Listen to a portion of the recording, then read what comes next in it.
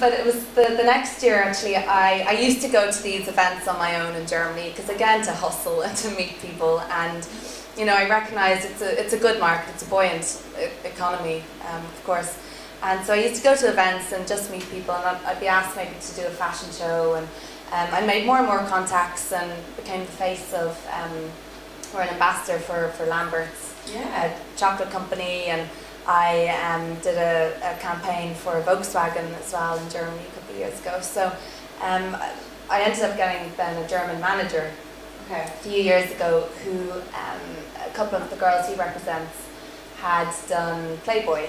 And he said, look, they've heard I represent you, and they've come back to me with an offer for you. Yeah. I was like, right. I sat him down and I was like, I will only do this if I have full control over everything. Yeah. And he was like, God, control freak or what? These Irish girls. I'm sure that's not an easy thing to say to Playboy, one of the biggest magazines in the world. Sorry, I want to control everything. Yeah. And I was like, the only way I'm going to do this is if I can choose the location, the styling, hair and makeup. Right? Not the Cliffs of Moher. Not the Cliffs of Moher. I was like, I want it to be beachy and warm and somewhere sunny and, in the warm air if I'm going to strip off. And I said, finally, I want full control over the choice of photos and even the editorial, the interview. And they were like, yeah, okay, granted, that's fine. Written into the contract and everything. So that was kind of the first step. And then it was just deciding where to shoot it. And I had said to them, I really like the idea of doing something, kind of like Amazon beach goddess warrior type thing on a beach.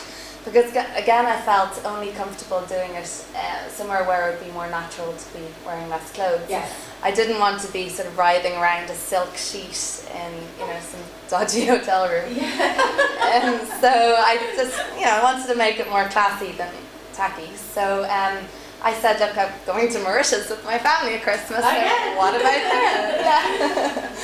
there? We're like the furniture there. Yeah. So they were like, Mauritius, great idea. So they looked into the locations, booked their accommodation, went over. So I think we were there with the family for 3 weeks. So I had 2 weeks there. First of all, just to spend with my family. Although, have you ever been on holiday and had to diet and exercise every day? Don't think so. That wasn't fun. And it was just after Christmas. So on Christmas Day, I was the one sitting there. I remember that. Yeah. Plate of salad. How is it like lying there? Like I'm just trying to think of some of the photos now. Completely naked. There's a team of people right in front of you. Are you thinking, have I made the right decision? Or were you like, I trust this is going to work? No, I never doubted it, and I've never regretted it, because from the moment I met the team of people the 2 days before, they were so relaxed and so professional, and it was the photographer, makeup artist, stylist, and an assistant photographer. It was just 4 people. They do this once a month. They're well used to seeing everything. So I arrived at the hotel just down the road on the first day, and the makeup artist was doing my makeup, and she was like, here you go, I think you need this. She opens her mini bar, she takes out a half bottle of champagne. Oh my God. She pours me a glass. You're delighted. And I was like, okay, is this a good idea? So we had a glass, and actually it was the best thing ever, because it just, loosens you up, I suppose. And the first shoot that day was sort of on this wooden floor in the hotel room. And they were like, well, here's a rope and a pair of shoes. Or not that even a pair of sneakers or anything. They're like, no, we want to just shoot you sort of lying down, and maybe it was like kind of a nautical rope, so maybe just have the rope kind of around you or on the floor beside you, and just the shoes. And so it was fine. I was getting more and more comfortable. Any splinters? No splinters, but I'll tell you in a moment.